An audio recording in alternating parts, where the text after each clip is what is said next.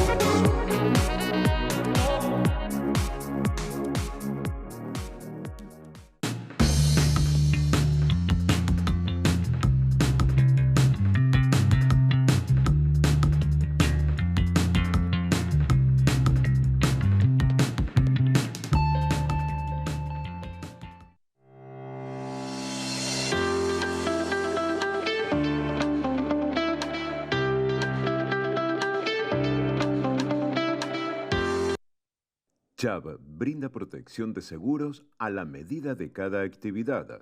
Búscanos en www.chubb.com/ar. Fiancor.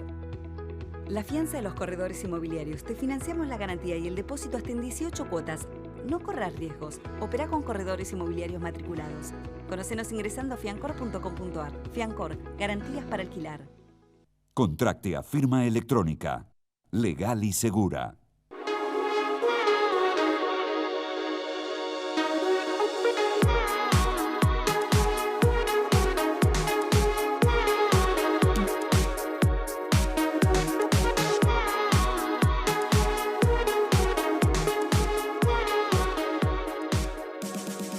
Estamos desde el barrio de La Boca, en la Ciudad Autónoma de Buenos Aires. Estamos en la sede, una de las sedes del gobierno de la ciudad, en el Parque Lezama. Hoy vamos a charlar un poquito de economía, de política, de mercado inmobiliario, con el ministro de Desarrollo Económico y de la Producción, José Justi. Hola, José. ¿Qué tal? ¿Cómo te va? Bueno, muchas gracias por recibirnos. Es un placer estar acá. Permitime que empiece con un piropo. No conocía el edificio. Estamos, para todos los que nos ven, José, gracias a Metro, nos ven en todo el país. Estamos en el barrio de La Boca, enfrente del Parque Lezama. Y este edificio era el edificio Canales, si no me equivoco, ¿no? El edificio de la fábrica Canales, sí, estaba la fábrica Canales, la famosa fábrica de productos alimenticios. Bueno, en su momento se vendió, lo compró un desarrollador y hace ya varios años que lo alquila el gobierno de la ciudad. Hay varios ministerios en el edificio y el gobierno de la ciudad lo reformuló para su uso. Es un edificio del cual estamos orgullosos, que forma parte de una metodología de trabajo que se viene implementando hace varios años en la ciudad, con plantas muy amplias, pocas oficinas exclusivamente para los ministros y los subsecretarios, y generalmente plantas amplias donde la gente trabaja en equipo, sin esos lugares típicos de la administración pública donde había todas oficinitas chiquititas, pasillos donde era imposible acceder. Bueno, si estás orgulloso porque lo viste, pasaste, es un edificio que no tiene nada que envidiarle a ninguna empresa importante, con un método de trabajo muy acorde a los tiempos que vivimos. Y que obviamente, déjame terminar y pasar un chivo, la pandemia nos hizo también seguir reformulando, seguir modernizando, y hoy parte del personal trabaja en su casa, parte trabaja presencial, algunos días acá, algunos días en la casa, y obviamente todo eso sirvió para eficientizar muchísimo más el uso del edificio, ahorrar costos. Es un trabajo que también depende del ministerio y que lo llevamos a cabo para todo el gobierno de la ciudad. Y déjame agregarte algo más, como desarrollador inmobiliario, todos estos emprendimientos te potencian la zona, todo lo que es en cuanto a seguridad, al metro cuadrado que vale. Y yo estoy en la comisión directiva de un club que es el Círculo de Voto, y la vez pasada nos invitaron a la asunción del Chaparretegui en el edificio que ustedes tienen en Parque Patricio, que es otra sede del gobierno de la ciudad, en Uspallata. Qué lindo que quedó, nunca había entrado. Y también el concepto esto de edificios inteligentes, ¿no? Sí, mira, en su momento cuando siempre la ciudad dijo, bueno, el gobierno de la ciudad no tiene que estar en el centro, cuando el centro era el gran centro, y tiene que ir al sur de la ciudad. Y eran todas expresiones de deseos hasta que en el 2007, con el gobierno de Mauricio Macri, empezó esa mudanza de a poco, y efectivamente hoy casi todos los edificios del gobierno de la ciudad están en el sur de la ciudad, y tanto para Parque Patricio, para Barracas, todo eso significó lo que vos estabas expresando, un desarrollo urbano más otras medidas que se tomaron en términos de transporte, en términos de espacio público, significó que el sur de la ciudad sea un lugar mucho más vivible, mucho más seguro, mucho más comercial, en donde el vecino pueda aprovechar el espacio público. Vos viste lo que es el Parque Lezama, yo me asomo a la ventana y nada, ves un parque hermoso que no tiene nada que envidiarle a ningún parque de las ciudades más lindas del mundo. Bueno, Buenos Aires es una de las ciudades más lindas del mundo, correcto. No tengo duda. Cómo, decías lo comercial, cómo potencia todo el entorno comercial, es bárbaro.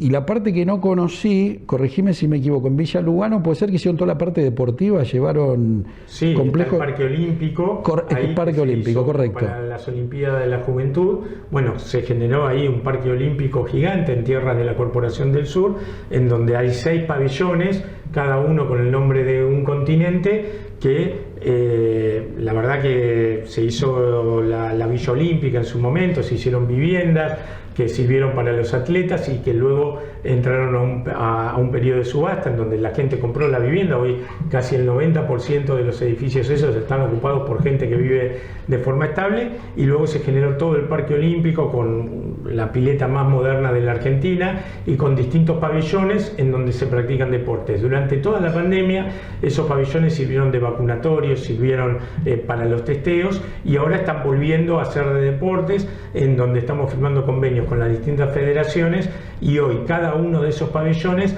va a terminar siendo usado para distintos deportes, desde natación, vóley, handball, en un proyecto deportivo interesantísimo en el sur de la ciudad. Qué bien, José, porque lo armaron de una manera inteligente, porque por lo general antes cuando yo era chico se iba mucho para el norte, más allá de que yo vivo allá, pero empezaron a potenciar las partes débiles de la ciudad, si querés decirlos en términos inmobiliarios. Como te vuelvo a decir, yo hoy estacioné y estaba viendo el barrio, cómo había cambiado, y cambió para bien. Cambió para bien, tiene que ver con una política en términos de desarrollo urbanístico, con mejora del espacio público, y también sí con lo que nos compete al Ministerio, que tiene que ver con políticas de desarrollo económico. Nosotros en el sur de la ciudad establecimos el distrito tecnológico, que ayudó a modificar muchísimo todo el entorno de Parque Patricio, con instalación de empresas, no solo tecnológicas, sino que una vez que se instalaron las empresas tecnológicas favorecidas por los incentivos impositivos, luego vinieron otro tipo de empresas que le vinieron a brindar servicios a los trabajadores de las empresas tecnológicas. Eso significó una revalorización del barrio. Lo mismo pasó en Barracas con el distrito del diseño, en donde también se instalaron numerosas empresas, y ahora se está viendo que otras empresas, justamente por los trabajadores que llegaron por el distrito del diseño, se empezaron a instalar en Barracas. Lo mismo queremos que pase en La Boca con el distrito audiovisual, el distrito del arte, en donde ya hay varias empresas instaladas, vinculadas a productoras, vinculadas a la industria audiovisual, y bueno, la idea es también que cada vez más empresas se instalen en el sur de la ciudad, que es una zona que históricamente estuvo en términos de desarrollo menor potenciada que el norte, y que la instalación de estos distritos más muchísima inversión pública empiezan a generar un crecimiento muchísimo más equitativo. Sí, yo entiendo que ahí vas por dos lados, que está buenísimo, el tema del laburo y el tema de todo lo que es desarrollo inmobiliario. Yo tengo un observatorio inmobiliario que voy viendo en cada barrio cómo se va potenciando el metro de acuerdo a las cosas. Estos son potenciadores de metro cuadrado de esos barrios. Absolutamente. Hoy Parque Patricios, el valor del metro cuadrado no tiene nada que, cuando antes era uno de los barrios más baratos, hoy no tiene nada que envidiarle a ningún barrio de la ciudad. Justamente eso tiene que ver con la instalación de empresas, con que se valorizó el metro cuadrado, se valorizó el entorno, tiene que ver con inversión pública y obviamente con inversión privada, que es la que termina definiendo la totalidad del entorno económico. Pero desde el Estado, desde la política pública, se puede incentivar esa inversión privada, y ese es el trabajo que nosotros hacemos desde el Ministerio de Desarrollo Económico. José, te voy a llevar un poquito a lo macro, sos un entendido en el tema económico. ¿Cómo ves hoy, estamos en junio de 2022, cómo ves la economía en general del país? No es una pregunta linda de contestar. Prefiero hablar de desarrollo económico en la ciudad. O si querés vamos al post pandemia de la ciudad, te lo tomo, que favor, es tu especialidad. Quiero decir que no es lindo de contestar, porque uno yo, si bien soy optimista, la descripción de la realidad de hoy obviamente que no es buena.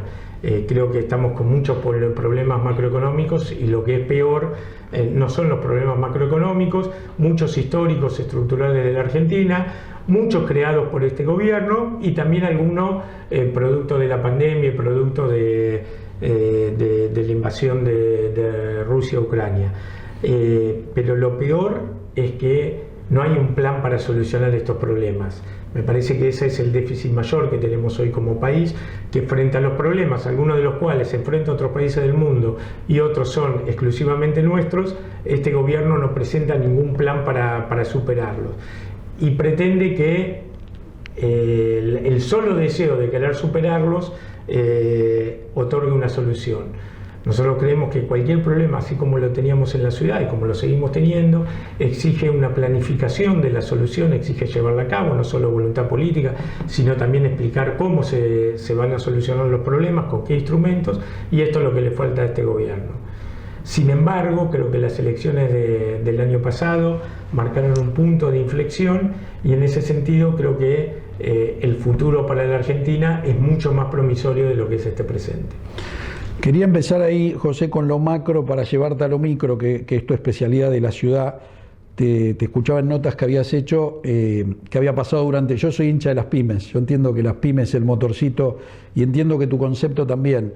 Y yo te venía siguiendo y escuchando en pandemia, bueno, todo el lío que hubo, los que tenemos pymes, que tuvimos que cerrar y demás. ¿Cómo lo fueron manejando ustedes o cómo... yo lo que notaba, y esto... Te lo digo como dueño de pyme, a veces vos al Estado lo ves como un opositor o que te va trabando, y yo los escuchaba, y te escuchaba particularmente a vos, y yo vivo, por ejemplo, en el barrio de Villa Devoto, y vi lo que hicieron en gastronomía, cómo le ampliaron los lugares a la gente, cómo la habilitaron, que le empezaron a facilitar todo el lío que nos había traído la pandemia a todos, cómo ustedes empezaron a facilitar desde su lugar, desde que generar más espacios, darle la vereda, cómo se cierra. Particularmente analicé la calle Florida. A mí en el medio de la pandemia, en el programa me consultaban, me decía, bueno, si tendrías que invertir, yo soy Tano, pro ladrillo, ¿dónde invertiría? Yo le decía, comprar un local en la calle Florida. Entonces la gente me decía, vos estás loco, pues está todo cerrado. Que ahora nos vamos a meter con el microcentro, ¿no? Pero mi teoría era que el local en algún momento lo vas a recuperar, porque la gente, por suerte, esta pandemia se tendrá que ir en algún momento. Entonces el turismo vuelve, la gente vuelve a salir, entonces el local va a tomar de vuelta el valor que tenía. Sí, las oficinas es otro tema aparte, ¿no? Porque cambió la modalidad de trabajo, como decías vos antes, y particularmente el centro cambió mucho. Pero te empecé por la macroeconomía para ir a la microeconomía de la ciudad. ¿Cómo fue evolucionando de la pandemia acá? ¿Cómo evaluás vos todo el laburo que se hizo con las pymes? Primero un agregado a lo que vos decías durante la pandemia. La verdad que nosotros, por iniciativa de Horacio, por mandato de Horacio, hicimos un trabajo muy importante con cada una de las cámaras de las pymes, cada uno de los sectores, en donde efectivamente nos diferenció el hecho de que nosotros queríamos que la ciudad sea lo más parecida a la realidad posible. Entendíamos que los cierres tenían que ser cierres parciales, tenían que ser cierres exclusivamente vinculados a la cuestión sanitaria, pero no cerrábamos porque sí. Entonces hubo un trabajo muy fuerte que se hizo de cercanía, escuchar cuáles eran las problemáticas. Generamos soluciones y alivios parciales vinculados a las exenciones impositivas, a empezar a abrir afuera, en los espacios afuera, tanto para los gimnasios como para los negocios, como para la gastronomía, ni hablar. Empezamos a ver de qué manera podíamos aliviar esa situación de cierre y efectivamente la fuimos trabajando con las cámaras, con cada uno de los comercios, y creemos que en ese sentido, como vos decís, hubo un trabajo muy codo a codo. Nos sentíamos del mismo lado del mostrador que los distintos comerciantes, las distintas cámaras empresarias. No teníamos esa actitud de señalar con el dedo y condenar a quien intentaba, no otra cosa que mantener una fuente de trabajo, llevar el pan a su casa. Por eso fue un momento para el Ministerio excepcional en términos de desafío, y creemos que conjuntamente con cada uno de los comerciantes de la ciudad, cada una de las cámaras empresariales, cada uno de los gremios que también aportaron muchísimas soluciones, muchísimas ideas, y obviamente en términos de la decisión de política pública de generar alivios económicos, pudimos pasar quizás el tiempo más doloroso que en términos económicos le tocó pasar a la ciudad de Buenos Aires. Bueno, posterior a la pandemia y justamente en función de los alivios previos y en función de que, para que te des una idea, el famoso 19 de marzo del 2020 se empezaron a cerrar y nosotros ya a mediados de mayo empezamos a abrir algún tipo de negocio con alguna modalidad, obviamente con ciertas restricciones, pero ya a mediados de mayo la actividad comercial empezó a renacer en la ciudad de Buenos Aires. Todo eso hizo que la pospandemia pudiera tener una salida rápida en términos de crecimiento económico, por eso el rebote que hoy estamos viviendo en la ciudad, en donde claramente ya se alcanzaron los niveles que había en la prepandemia, básicamente por el crecimiento de la economía, de la industria del conocimiento, de la economía del conocimiento, que es muy fuerte en la ciudad de Buenos Aires, y también la industria del entretenimiento, todo lo que es gastronomía, todo lo que es cultura, en la pospandemia, como que todas las restricciones que existieron generaron un rebote muy fuerte y hacen que hoy la economía de la ciudad ya haya alcanzado en términos de Producto Interno y en términos de empleo los mismos niveles que existían antes de la pandemia. Lo que estás diciendo a mí me pasó en carne propia. Yo tengo 3 inmobiliarias, una en Hurlingham, una en Vicente López y una en Caballito. La primera que pude abrir fue la de Caballito, donde ahí me saco el sombrero porque me sentí acompañado.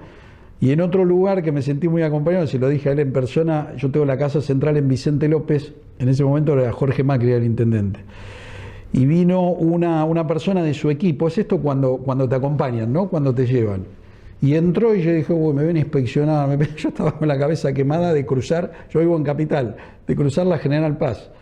Y no me olvido más, esto se lo dije a Jorge, le digo, entró una persona y me dijo, ¿en qué te ayudo? ¿En qué te doy una mano? No vino a ver en qué defecto tenía. Y eso la verdad que lo celebro como pyme, cuando ustedes acompañan y ayudan. Yo lo vi, bueno, la mayoría de los comerciantes de Devoto los conozco, y veo cuando los acompañan y cuando lo ayudan y se le hacen más fácil. Ahí me saco el sombrero. Trabajamos muchísimo en ese sentido. Creemos que obviamente el tiempo que pasó fue muy doloroso, algunos quedaron en el camino, más allá de los distintos alivios que implementamos desde la ciudad en términos de exenciones impositivas. En el caso de los gastronómicos generamos una ayuda directa para el pago de los salarios, créditos a tasa mucho más conveniente por parte del Banco de la Ciudad, pero eso, todo ese tipo de alivios, más obviamente la actitud permanente de intentar abrir más allá de las restricciones sanitarias, son los que generaron este rebote que hoy vive la economía de la ciudad. Perfecto. Bueno, José, vamos a unos compromisos comerciales y volvemos un ratito más. Chubb brinda protección de seguros a la medida de cada actividad. Búscanos en www.chubb.com/ar.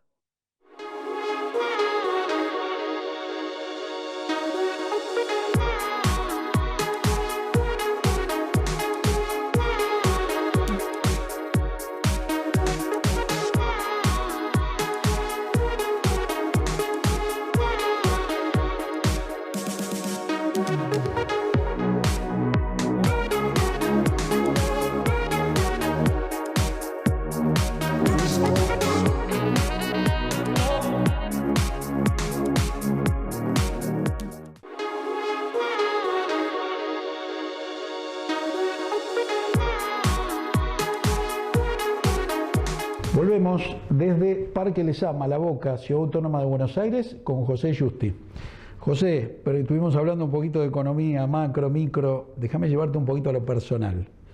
¿Qué te pasó? Contarle a la gente el día que recibiste el título. ¿Qué te pasó con tu viejo? ¿Qué enseñanza te dejó el taxi? No, evidentemente viste alguna publicación que hice con respecto al Día del Padre.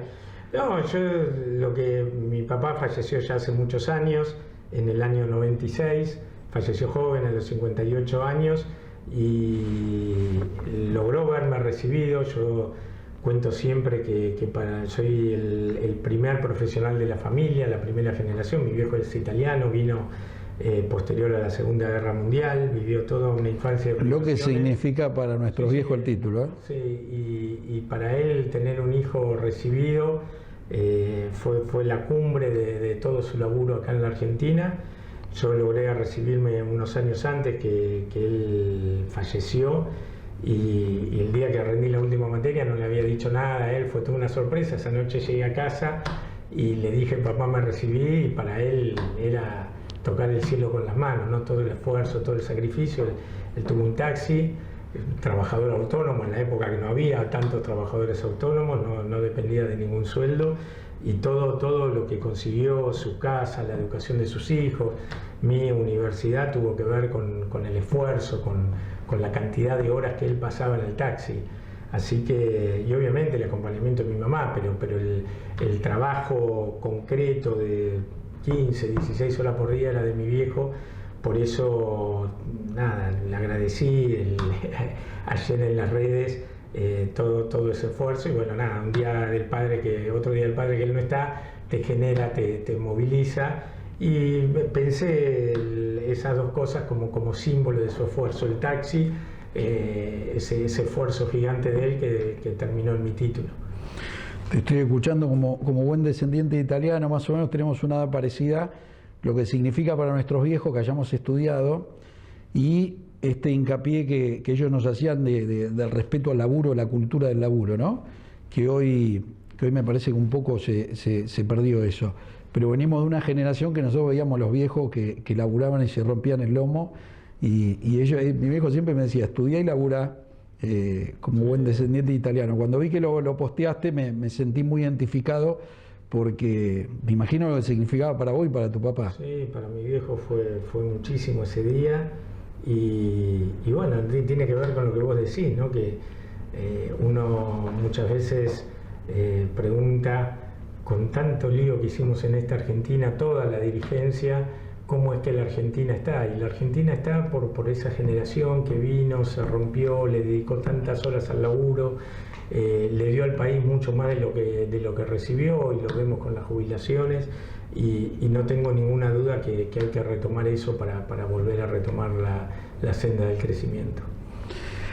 Aprovecho, José, a preguntarte sobre el empleo joven. Estábamos hablando fuera del aire con nuestro cámara Pedro cuando estábamos esperando. La cantidad de jóvenes que tenés trabajando acá, ¿qué tienen preparado para ello ustedes? Mirá, tiene que ver con esto que decíamos, ¿no? La cultura del trabajo. ¿Qué tiene que hacer el Estado como política pública en términos de empleo?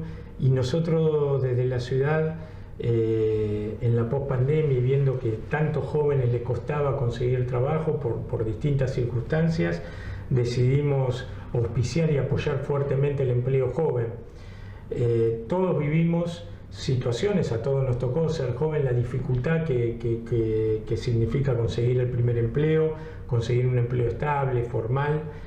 Esa dificultad lo que genera para el joven en términos de frustración, en términos de falta de autonomía, de libertad, para decidirse a vivir solo, para entretenerse sin depender de los padres. Y esa angustia también genera una angustia en todo el entorno familiar, cuando los padres ven que su hijo no puede despegar, no puede arrancar. Eso que es un drama un drama para cada una de las familias. Cuando uno ve los números de desempleo, en la ciudad el desempleo para todas las edades es del 7%. Pero si uno hace doble foco en el desempleo juvenil, en la franja de 18 a 24 años, ese 7% se transforma en un 27%. Es decir, 1 de cada 4 jóvenes que busca empleo, no es 1 de cada 4 de la totalidad de los jóvenes, 1 de cada 4 jóvenes que busca empleo no lo consigue en la ciudad. Y en el país las cifras son más fuertes, es un poco más fuerte en el país que en la ciudad.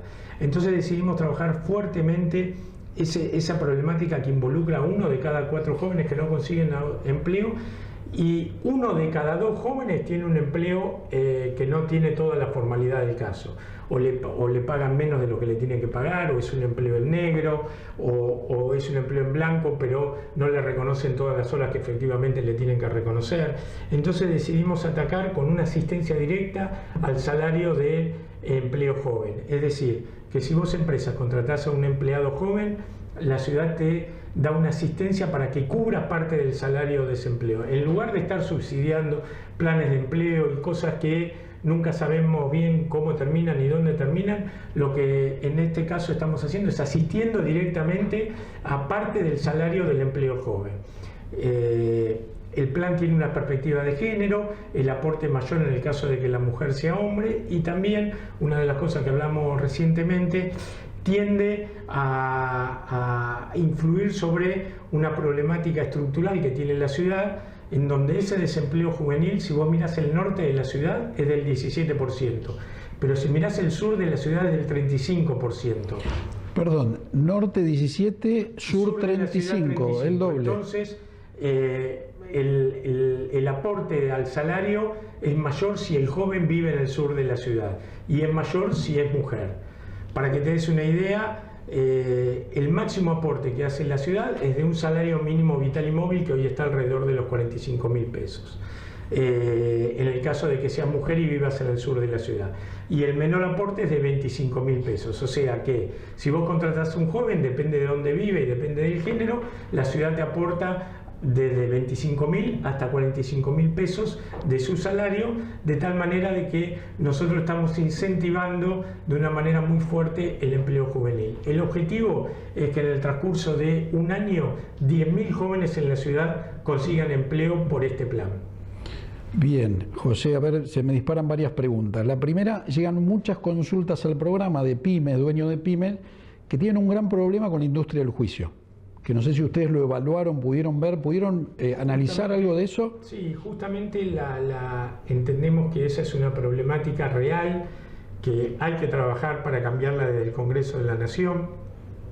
Hay varios proyectos de legisladores hoy de la oposición tendientes a cambiar ese estatus normativo.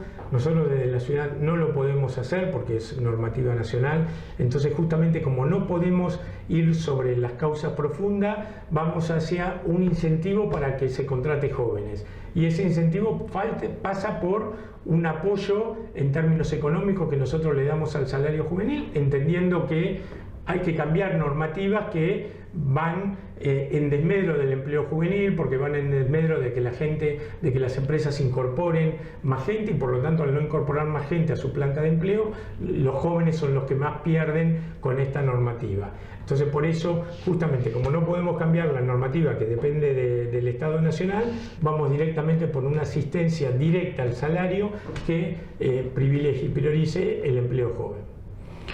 El otro día tuvimos un caso, tenemos muchos, pero hubo un emblemático llamado Norberto, un tano mayor de 65, un tano laburante de los que nos gustan a nosotros. Y me decía, mira, tengo 5 lavaderos, estoy cansado que los que me hacen el juicio son los peores empleados, porque no son los buenos. Me dice, los peores son los que me van al abogado y le buscan la vuelta y me dicen, estoy por cerrar 4, quedarme con uno solo y atenderlo yo. Entonces yo desde mi mirada digo, no le sirve al Estado porque pagás menos impuestos, no le sirve al laburante porque se cierran fuentes de laburo, y no le sirve a la pyme porque cierra bocas de venta. Le sirve a determinados dirigentes sindicales, le sirve a la industria del juicio, y a las grandes empresas no los perjudica porque tienen una espalda suficiente como para hacer afrontar este tipo de juicios. A la que realmente perjudica, y lo vemos todos los días, aquellos que hablamos todo el tiempo, es a las pymes, sean industriales, sean comerciales, sean gastronómicos. Al que perjudica es a la pyme. Por eso no entendemos cómo aquellos que están representando teóricamente a todo el pueblo de la nación, en lugar de legislar para una pequeña corporación, sea sindical, sea de la industria del juicio o sea de grandes empresas, no legislan en favor de la gran cantidad de pymes que hay en el país y son las que más generan empleo. José, vos hablás de chicos jóvenes. ¿Ellos tienen que vivir en Ciudad Autónoma de Buenos Aires? El plan de empleo joven para la ciudad de Buenos Aires. Los jóvenes tienen que ser de la ciudad de Buenos Aires. Entras a la página web del gobierno de la ciudad, Empleo Joven BA, ahí directamente lo que tenés que hacer, si sos joven, es subir una serie de datos personales que ya hay 10.000 jóvenes que subieron sus datos personales y su currículum, y si sos empresa, ahí hay una serie de pasos a seguir, en donde básicamente lo único que te estamos pidiendo es que a través de un trámite que es todo por la web, eleves el 931, en donde nosotros verificamos que esa persona que vos estás contratando es joven y vive en la ciudad. Al mes siguiente, inmediatamente a la cuenta que el joven abre para su cuenta sueldo, al mes siguiente le depositamos la parte del salario que corresponde. Y ustedes yo, por ejemplo, muchas pymes nos ven. Para contratar a esa gente, ¿qué hace la pyme? ¿Se mete en la página también? Esa gente la puede seleccionar la pyme a través de su método habitual de contratación. No es que nosotros le exigimos que sea de nuestra base de datos. Lo único importante es que viva en la ciudad. El único requisito es que el joven pueda demostrar su domicilio en la ciudad de Buenos Aires. Está bien, pero a ver, ayúdame a entender en fácil, José. Yo, por ejemplo, tengo la inmobiliaria en Caballito, sí, y quiero una persona para la recepción. El mismo joven me dice que está dentro de este plan, ¿así es? No, vos podés traer un joven e inmediatamente a través del formulario. Le hago el trámite. Le haces el trámite y automáticamente declara la cuenta sueldo, abre la cuenta sueldo y nosotros le depositamos la parte del salario de acuerdo a la escala que te decía recién, por género y por lugar de residencia en la ciudad, y le depositamos el importe que corresponde. Nosotros no te pedimos que sea de nuestra base de datos el joven. Puede Solo venir por ser joven y vivir en la ciudad de Buenos Aires ya forma parte del plan. Esos son los dos requisitos. Esos son los dos requisitos. ¿Y vos durante cuánto tiempo ayudás a la pyme? Un año. Un año. Durante un año le depositamos la parte del sueldo que corresponde en la cuenta sueldo del joven. El resto del salario y las cargas patronales se hace cargo obviamente la empresa. Yo quiero tomar un recepcionista para mi oficina de Caballito. Viene este chico y yo los cargo los datos en la página de la ciudad. Sí, y una vez que tenés el 931, por el cual cualquier persona que vos le das de alta en tu empresa, nosotros verificamos que es joven y que vive en la ciudad de Buenos Aires, y al mes siguiente le depositamos la parte del sueldo que corresponde en su cuenta sueldo. Y obviamente la empresa se tiene que hacer cargo del resto del sueldo de acuerdo al convenio colectivo de trabajo y todas las cargas y aportes patronales que correspondan. Por eso decimos que es un emprendimiento público-privado para conseguirle empleo a 10.000 jóvenes en la ciudad de Buenos Aires. Bien, la verdad que desconocía, y esto cuando trabajan en equipo el Estado y las pymes. Que el Estado no se pone en cuenta, sino que se pone en tu camiseta. A que consigan trabajo. Ayuda a que sea más fácil para los jóvenes que todavía no tienen experiencia, que siempre es más dificultoso el primer empleo, consigan trabajo. Y sobre todo, un primer empleo formal en blanco genera una trayectoria laboral muchísimo más acorde a lo que nosotros queremos que sea el empleo, que no sea empleo en negro, que no se le pague menos de lo que corresponda, y eso ayuda muchísimo a todo el desarrollo laboral del joven. Pero ahí está lo que hablábamos antes, ¿no? Cuando cierra el círculo para todos, de que al Estado le sirve a la pyme y le sirve al laburante. Yo soy de la teoría que se puede laburar en equipo. Por eso nosotros desde la ciudad implementamos este plan, entendiendo que algunas cuestiones que dependen de Nación, desde la ciudad no la podemos cambiar, pero marcamos un rumbo, marcamos por dónde es el camino es por el trabajo. Yo trabajo todo el tiempo con María Migliore, que es la secretaria de Desarrollo Humano de la ciudad, que está a cargo de las políticas sociales, las políticas de asistencia social, y dice, la mejor política social es el empleo. La mejor política social que podemos hacer desde el gobierno de la ciudad o del gobierno nacional es que la gente consiga trabajo. Brillante. Cuando se pone el Estado y las pymes de acuerdo, estoy a favor. Hay situaciones como ciudadano que a veces me indignan mucho. Nosotros tenemos el estudio en Maipú y Córdoba, 10 cuadras del Obelisco. Y la vez pasada tuvimos que grabar y teníamos los piquetes, pero ¿por qué no? Yo tenía a mi viejo internado, por suerte está bien, pero tenía que ir a ver a mi papá al sanatorio y tenía que ir a laburar y no pude. Tenemos que trabajar eso se hace a través de entender que el Estado, la política pública del Estado, el objetivo principal es que esas personas que quedaron afuera del circuito económico tienen que capacitarse y conseguir trabajo dentro de la estructura productiva del país, que es una estructura productiva muy amplia en la ciudad, la industria audiovisual, la industria de la economía del conocimiento, la gastronomía, la construcción, son industrias que tienen el rebote de la actividad económica post pandemia, que hoy están necesitando trabajadores, por eso nosotros queremos incentivar el empleo joven a través de este plan, y también trabajamos constantemente con el Ministerio de Educación para la capacitación en habilidades que son las necesarias para la economía de hoy. José, te llevo a las dos últimas, sé que tenés la agenda cargada, gracias por el tiempo que nos diste. Vamos a una simpática, tu parte futbolera, sos hincha de Argentinos. Sí, Estuve investigando el privilegio de ser hincha de Argentinos Juniors. Mi viejo también, se lo debo a mi viejo, que nacimos ahí en el barrio Paternal, él ya era hincha de Argentinos Juniors y me transmitió, y yo se la transmití a mis hijos, a mis sobrinos, a todo el que se acerca. ¿Cuál fue el mejor equipo que viste y el mejor jugador que viste de Argentinos? Bueno, el mejor jugador fue Diego, obviamente, el mejor de la historia de la humanidad se lo debe a Argentinos Juniors a Diego. En términos futbolísticos, la verdad que Diego representa muchísimo en la Paternal. El otro día estuve en la casa de la calle Lascano con el museo que se armó ahí, me emocioné muchísimo, y obviamente el mejor equipo fue el del 84-85 que nos dio la final con la Juventus de Platini. Fue campeón de América, brindó su fútbol durante 2-3 años por todas las canchas de la Argentina. Me tocó a los 16 años, así que lo viví con muchísima pasión, lo seguí a todos lados.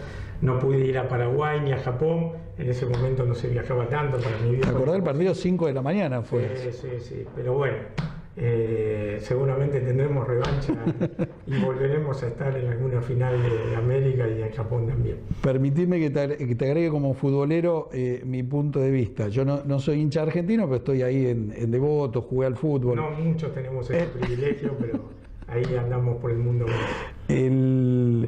Yo soy categoría 67. Cuando jugaba al baby fútbol, había un jugador que, Parque, le contamos a la gente, es un club de baby fútbol que era el semillero de Argentinos Juniors en los 80 y en los 90. Yo jugaba para un club que se llamaba el Kimberley, ahí de Villa Devoto. Entonces, cuando mi categoría jugaba con Parque, venían 3-4 micros a mirar un jugador de Parque. ¿Qué pasó con ese jugador? Con el tiempo escuché que llegó a primera, se rompió la rodilla, no pudo jugar más, y en el año 95 Peckerman, que era entrenador de Argentinos Juniors, le hacen una nota y le dice, bueno, ¿cuál fue el mejor jugador que vos tuviste? Imagínate, Peckerman tuvo Sorín, Redondo, Riquelme, bueno. ¿Nico Díaz?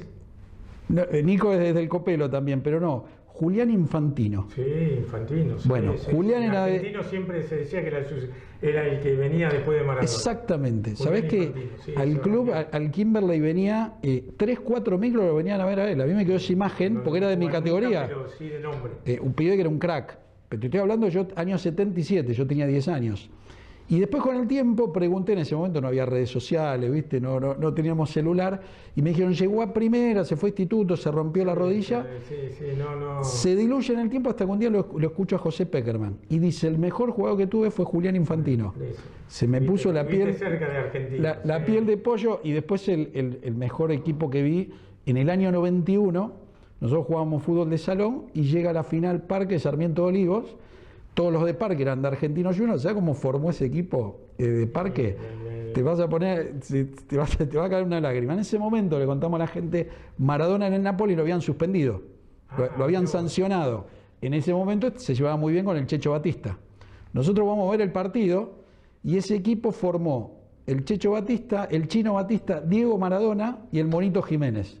Y en el banco estaba Trapazo, Ruttman, el Bocha Batista y Caruso Lombardi, que Caruso era un picapiedra, pegaba, hablaba, era divino. Pero ese fue el mejor equipo que vi dentro de una cancha de baby fútbol. Eran todos pibes de argentinos, pibes. Todos estaban jugando en primera, el Checho estaba jugando. Es muy difícil hablar de buenos equipos de fútbol, de los mejores equipos de fútbol y no meter en la conversación Argentinos Juniors. En baby, en fútbol profesional, en cualquiera. Pero no me hagas hablar pero bueno, no me hagas hablar. Vamos a volver al tema inmobiliario y la última, José. Bueno, en pandemia vimos que fue mutando todo. Una de las cosas que mutó, el mercado inmobiliario. A la hora de, nosotros en nuestro observatorio veíamos que la gente mira otras cosas que antes de la pandemia no miraba, y particularmente lo que pasó en el centro, vimos lo de los locales y lo de las oficinas.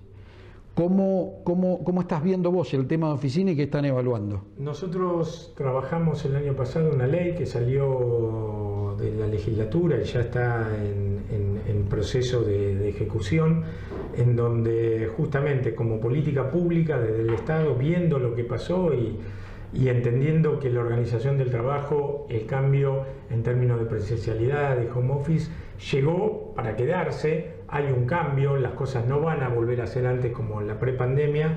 Entendemos que hay una cantidad de metros cuadrados de oficinas que ya no se van a volver a usar. Se van a usar menos, no todo, parte obviamente que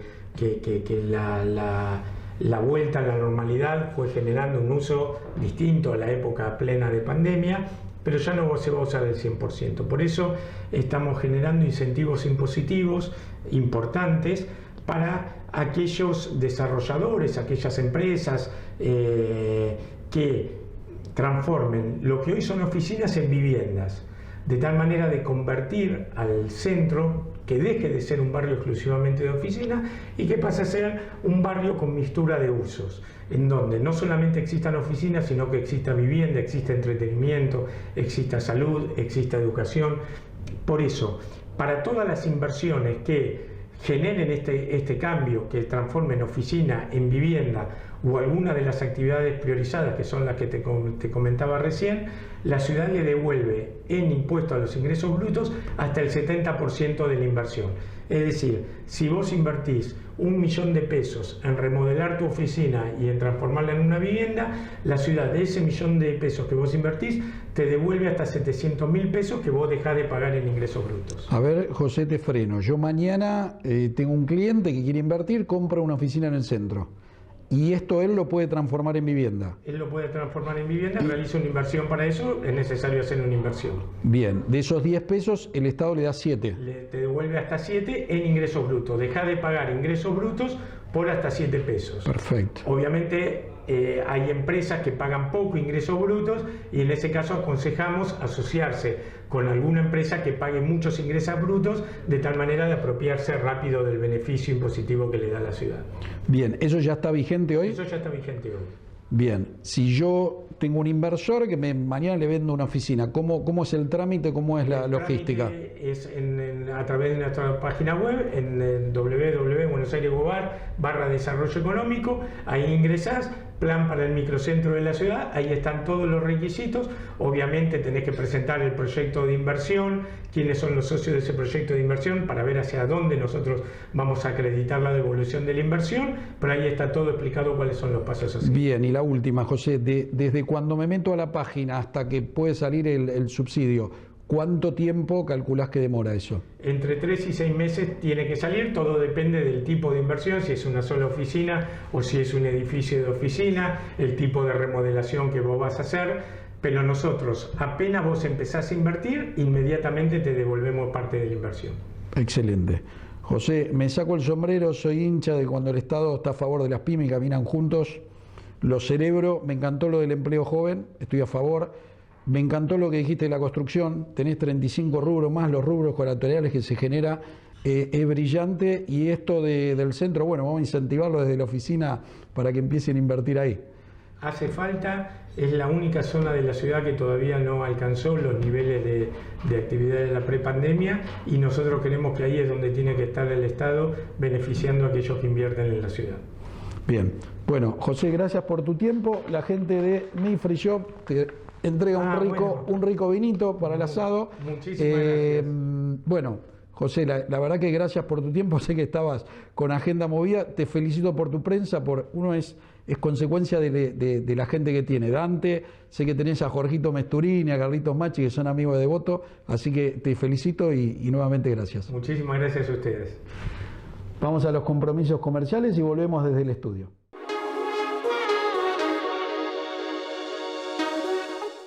Fiancor. La fianza de los corredores inmobiliarios. Te financiamos la garantía y el depósito hasta en 18 cuotas. No corras riesgos. Operá con corredores inmobiliarios matriculados. Conocenos ingresando a fiancor.com.ar. Fiancor. Garantías para alquilar.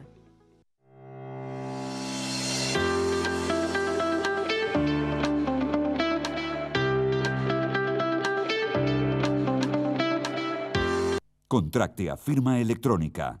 Legal y segura.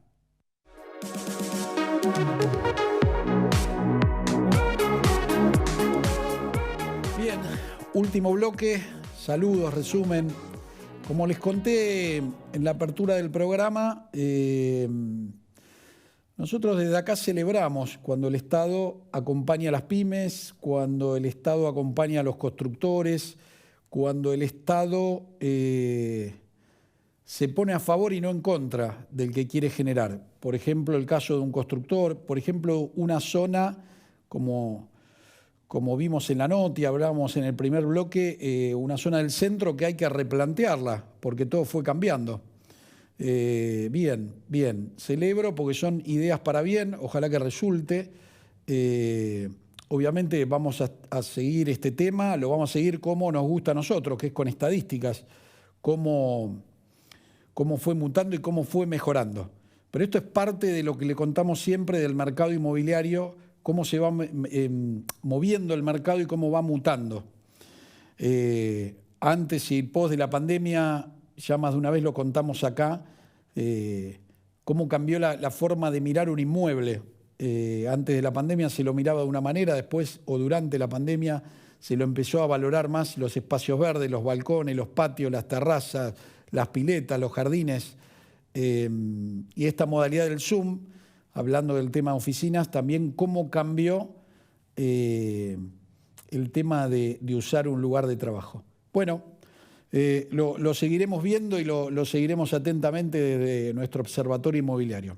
Esperamos y creemos que esto para bien. Saludos. El escribano Félix Madero, que la semana pasada nos mandó unos lindos mimos, nos escribió desde Bariloche, nos estaba viendo. Así que, Félix, muchísimas gracias por los saludos. Carlos, que era de Martínez, nos consultó la semana pasada, no la anterior, cómo funcionan los tribunales de disciplina del Colegio de Martilleros, quiénes son las personas que lo integran. Está en la página web del colegio los datos de estas personas que son las que nos juzgan a los martilleros y a los corredores. Bueno, Carlos, todavía no hemos tenido información, en las páginas no están, pero bueno, vamos a seguir investigando y te vamos a tener al tanto de la respuesta que nos den. Como siempre les cuento, nosotros tenemos un observatorio inmobiliario. Ese observatorio inmobiliario se nutre de distintos colegas, distintos portales, distintas entidades que trabajan de la misma manera que nosotros con estadísticas. La anterior, hemos tenido la gente amiga de Reporte Inmobiliario que nos mandaba sus placas. Esta semana tenemos la gente del portal Zona Prop, nos mandó la proyección que ellos ven a la hora de alquilar. Ahí tenemos la plaquita en imagen. La primera nos cuenta que es una superficie cubierta de 40 metros, es un buen ambiente, un balcón de 4 metros. Eso nos da aproximadamente 50.000 pesos por mes, 1.207 el metro cuadrado, más o menos es una tendencia. Después pasamos al 2 ambientes, superficie cubierta 50 metros, un balcón de 5 metros, el promedio que nos da ahí es de 1.148, el total sería aproximadamente 60.000 pesos. Y la tercera unidad que nos ponen como ejemplo sería una superficie cubierta de 70 metros, esto es un 3 ambientes, con un balcón de 7 metros y el promedio nos da 1.115. Ahí vemos que más o menos los promedios son bastante aproximados. El monto total da un poquito arriba de 81.000 pesos. Esto es un relevamiento que hace la gente de Zona Prop con respecto a los alquileres. Les recuerdo a la gente que en Ciudad Autónoma de Buenos Aires, que es lo que tomamos como referencia, tenemos 48 barrios. Dentro de estos 48 barrios tenemos una ciudad muy heterogénea porque va variando de, por ejemplo, lo que es Constitución a Puerto Madero, el metro cuadrado de compraventa o el metro cuadrado de alquiler varía mucho. Entonces siempre hacemos hincapié en esto, que esto es un estimativo, es un promedio que se saca con las publicaciones que tiene la gente amiga de este portal. Carlitos, si podemos pasar a la placa de venta. Bien, acá la gente de Zonaprop lo que nos acercó, y le recordamos a todos, hoy el mercado siempre es inversamente proporcional. Cuando está muy activo y caliente el tema de alquileres, baja lo que es la compraventa, o sea, la demanda, y cuando, por ejemplo, se activan los créditos y la demanda de compraventa está en alza, los alquileres, el mercado de los alquileres están en baja. Hoy tenemos muy caliente el mercado de los alquileres, ya lo fuimos contando durante el año acá por distintos motivos, y uno de los temas especiales fue tema ley de alquileres. Entonces hoy tenemos muchas unidades, encontramos muchísimas unidades a la venta. Acá en el primer ejemplo tenemos una superficie cubierta de 40 metros, 4 metros de balcón, nos da un poquito arriba de $98.000, nos da un precio por unidad, por metro cuadrado, perdón, aproximadamente de $2.348.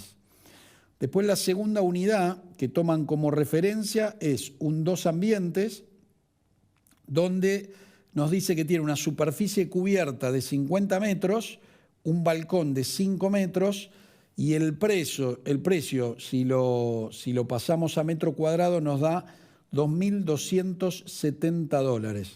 Ahí vemos que seguimos más o menos parecidos, nos pasa algo similar a los alquileres. Y el último ejemplo que nos da la gente de Zonaprop, tenemos un 3 ambientes, donde dice que tiene una superficie cubierta de 70 metros, un balcón de 7 metros. Esto nos da de promedio $2.300, un poquito más de $2.300 el metro cuadrado. El monto total da un poquito arriba de $169.000. Ahí tenemos 3 ejemplos que las dimensiones fueron las mismas para alquilar y para vender. Como les decía anteriormente, esto puede variar de acuerdo a la zona. Es más, no solo la zona, a veces en la misma cuadra te puede variar el precio, porque una cosa es que te alquilen un 2 ambientes, segundo piso por escalera, y otra cosa que te alquilen un 2 ambientes con ascensor, con amenities, con seguridad. Otra cosa que se está tomando muy en cuenta hoy a la hora de alquilar y de comprar, que antes no solía pasar, es el tema del valor de las expensas, que no es un dato menor. Nosotros contamos acá que a principios de este siglo, cuando yo también soy desarrollista, los desarrollistas veíamos un emprendimiento a la hora de comenzar, era el ABC ponerle el tema de cocheras y amenities, tenía que tener. Hoy eso fue mutando a raíz de la crisis económica, y hoy lo que más se valora, lo que podemos observar desde nuestro consultorio, es el tema de la seguridad. Entonces, no se termina priorizando tanto los amenities, eso quedó en un segundo plano. El tema de la seguridad es prioridad número 1. Y después lo otro que se empezó a tomar más vigencia o más importancia es el tema del monto de las expensas. A la hora de pagar las expensas, por eso empieza a tomar y a resurgir la moda del PH, porque tienen expensas muy bajas o no tienen.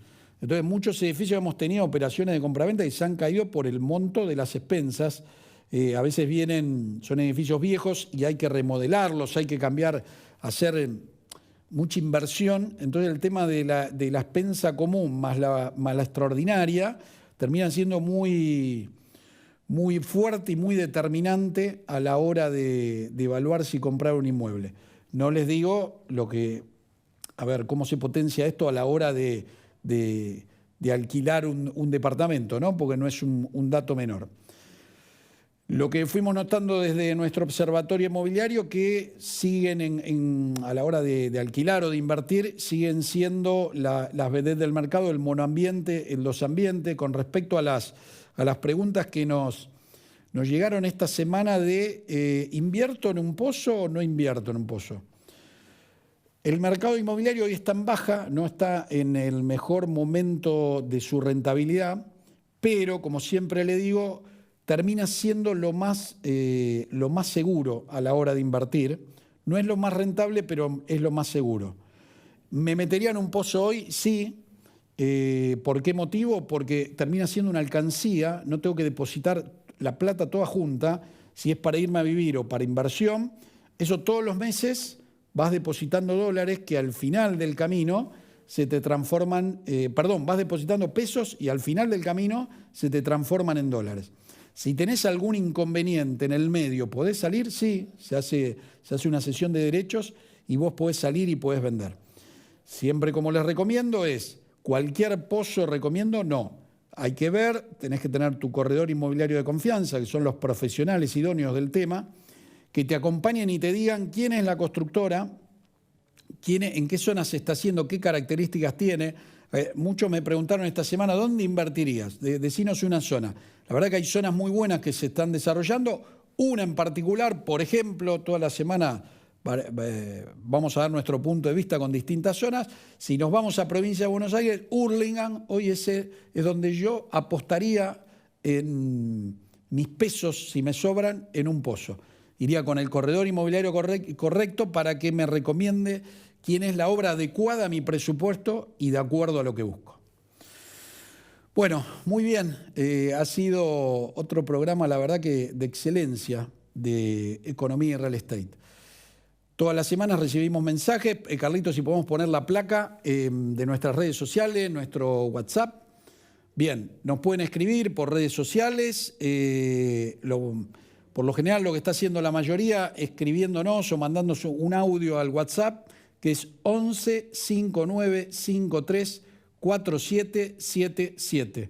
Cualquier duda, cualquier sugerencia, se contestan todas las consultas.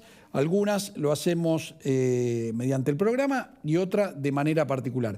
Gracias por la mayoría de los mensajes que son mimos y elogios, que está buenísimo. Gracias a la gente de todo el país que nos escribe. Y como siempre le digo, no te olvides que el mercado inmobiliario es consecuencia de la economía y de la política. Esto ha sido Economía y Real Estate, segunda temporada.